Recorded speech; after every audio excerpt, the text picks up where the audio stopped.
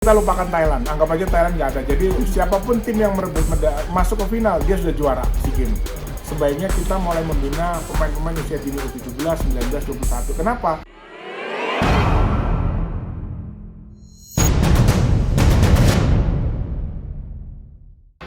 Nah, dengan waktu mepet tryout tidak ada, ini Putra realistis untuk Ya dapat jelas, emas? itu saya sampaikan ke KOI, ke KONI maupun ke pengurus pusat PB bahwa hambatannya cuma satu itu.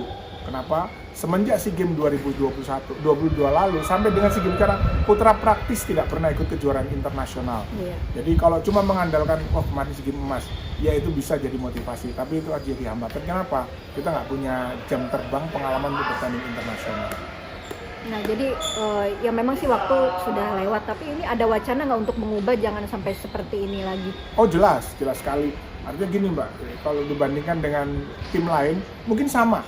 Seluruh pemain kecuali Thailand ya, seluruh tim lain tidak pernah melaksanakan kejuaraan internasional. Kecuali Thailand, 1 tahun lalu dia benar-benar full. Sehingga kita melihat progresnya mereka. Itu bisa menjadi pesaing baru. Artinya selama ini kita melihat Vietnam, Kamboja, Filipina, saya pikir Thailand akan kembali ke top performanya dan itu menjadi lawan berat bagi kita. Kalau untuk putri memang udah pasti Thailand ya. Maksudnya kita bisa untuk potensi dapat perak bagaimana dengan komposisi yang sekarang? Putri kita lupakan Thailand, anggap aja Thailand nggak ada. Jadi siapapun tim yang merebut masuk ke final, dia sudah juara SEA Games. Selama ini handicap kita adalah bagaimana cara mengalahkan Vietnam. Itu harus ditanamkan ke benak mereka karena saya yang khawatirkan adalah bahwa setiap kali pemain putri datang ke SEA Games adalah bagaimana cara mempertahankan medali perunggu. Itu yang harus saya minta ke pelatih, rubah mindset itu, rubah cara bertanding, rubah pola pikir, rubah pola strategi. Pikirkan bagaimana cara mengalahkan Vietnam. Jangan cuma berpikir bagaimana cara mengalahkan Filipina. Nah, kalau ini kan sekarang ada pemain yang belum datang nih kayak Doni gitu. Ya. Nah, ini untuk pas saat latihan itu mempengaruhi nggak sih untuk kekompakan tim atau pola permainan dari strategi tim? Jelas. Doni adalah bagian terpenting dari tim inti kita di tim Putra. Dia pemain yang bukan tidak tergantikan, tapi untuk saat ini teknik, mental dia, keberadaan dia menjaga kestabilan tim. Secara individu dia mungkin bisa digantikan. Makanya Mr. J bilang Doni tetap kita butuhkan. Biarkan dia di Jepang, karena dia di Jepang nggak nganggur, masih ada latih, masih ada pertandingan, latihan, sehingga secara fisik badannya terjaga. Dia kembali dengan kesenioran dia, dengan waktu yang tersisa, mereka yakin Doni akan bisa menyatu. Kalaupun nanti ada gangguan kerja sama tim, ya artinya tadi yang saya bilang, 3 pelapis dia, Farhan, Angga, Boy, maupun Fahri, kualitas sama. Nah ini Mas, ini untuk wacana ke depan nih, maksudnya untuk mengubah tim, maksudnya dari persiapan, terus pemilihan tim supaya kita ada perubahan, karena kan biasanya kita orientasinya SEA Games mulu. Ini wacana ke depan yang memang perlu dibuat langkahnya ke depan gimana nih Mas? Betul sekali Mbak.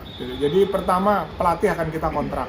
Jadi tidak seperti ini, begitu ini juara ini ganti klub, ini ganti pelatih, klub ini juara. Akhirnya pola permainan timnasnya itu tidak ada.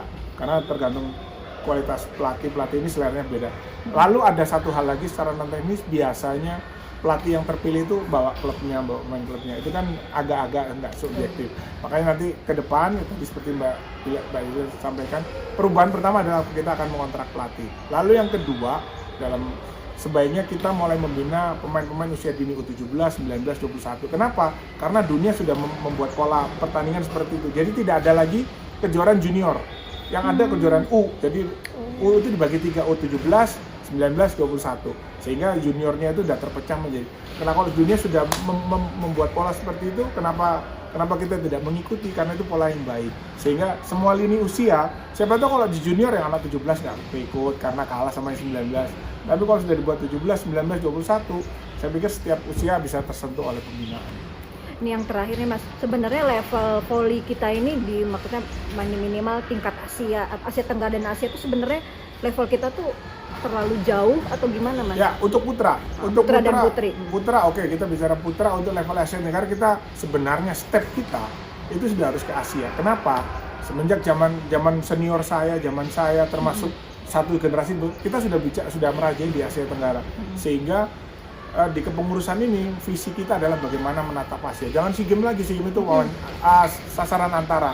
Sebaliknya bagi putri bagaimana mengembalikan reputasi kita berbicara di Asia Tenggara. Caranya oke lah di bawah Thailand, tapi gimana caranya kita bisa di bawah Thailand tapi tidak terlalu jauh.